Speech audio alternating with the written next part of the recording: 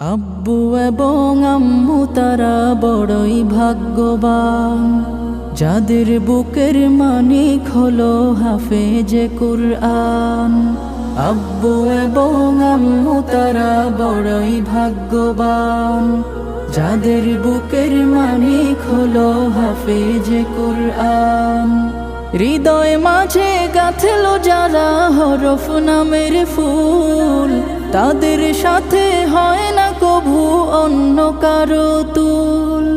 হৃদয় মাঝে গাঁথলো যারা হরফ নামের ফুল, তাদের সাথে হয় না কভু অন্য কারো তুল। রবের কাছে